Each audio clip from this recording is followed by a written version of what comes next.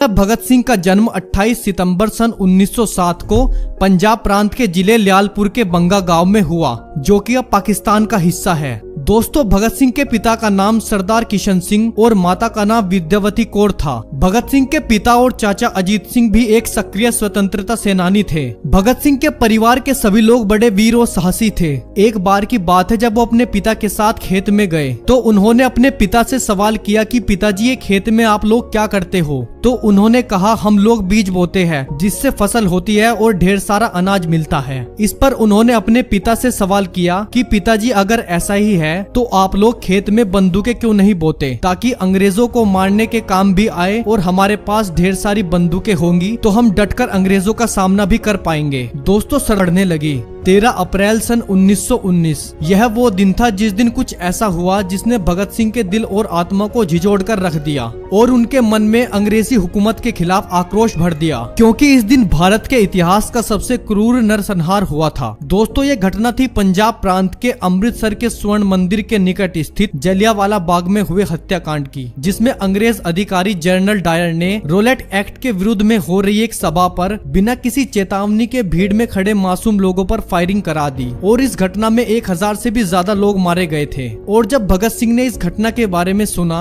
तो वो लगभग 20 किलोमीटर पैदल चलकर घटना वाली जगह पर पहुंच गए और वहां पहुंचकर जो उन्होंने देखा वो बहुत ही दर्दनाक था। और उस दिन से उन्होंने उन सभी शहीदों का बदला लेने की ठान ली और खून से सनी हुई मिट्टी मुट्ठी में भरकर घर ले आए। और उस समय उनकी उम्र सिर्फ 12 साल थी।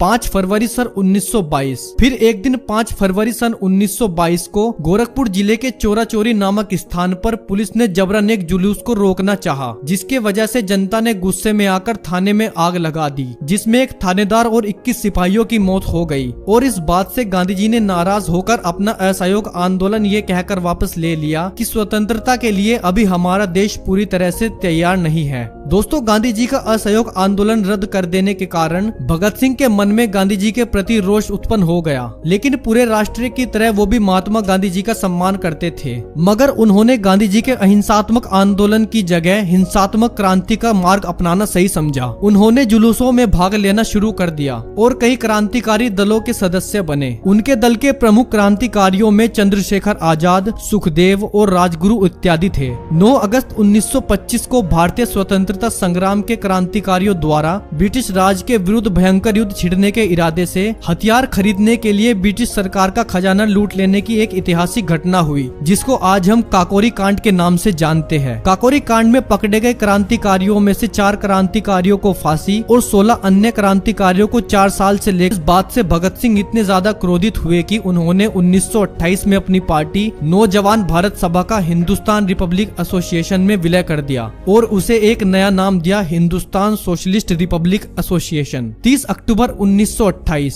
ये वही साल था जिसमें साइमन कमीशन के बहिष्कार के लिए भयंकर प्रदर्शन हुए। 30 अक्टूबर 1928 को उन्होंने लाहौर में साइमन कमीशन के विरुद्ध एक विशाल प्रदर्शन में हिस्सा लिया, जिसके दौरान हुई लाठीचार्ज में लाला लाजपत राय जी पूरी तरह से घायल हो गए। दोस्तों, उस समय लाला लाजपत राय जी ने कहा था कि मेरे शरीर पर पड़ी एक एक लाठी ब्रिटिश सरकार के ताबूत में एक एक कील का काम करेगी। 17 नवंबर 1928 को इन्हीं चोटों की वजह से लाला लाजपत राय जी का देहांत हो गया और लाला लाजपत राय जी की मृत्यु होने से पूरा देश गम में डूब गया। लेकिन भगत सिंह और उनके साथियों ने अंग्रेजी सरकार को सबक सिखाने के लिए स्कॉट को मारने की योजना बनाई, जो कि ब्रिटिश सुपरिंटेंडेंट ऑफ पुलिस था। 17 दिसंबर 1928 को करीब 4:15 बजे लाहौर कोतवाली पर भगत सिंह, राजगुरु, जयगोपाल और चंद्रशेखर आजाद तैनात हुए और स्कॉट की जगह सॉन्डर्स को देखकर उसे मारने के लिए आगे बढ़ गए, क्योंकि सॉन्डर्स भी उस जालिम हुकूमत का एक नुमाइंदा था। और फिर भगत सिंह और राजगुरु ने मिलकर सॉन्डर्स की गोली मारकर हत्या कर दी और वहां से भाग निकले। और इस तरह इन लोगों ने लाला लाजपत राय जी की मौत का बदला ले लिया। और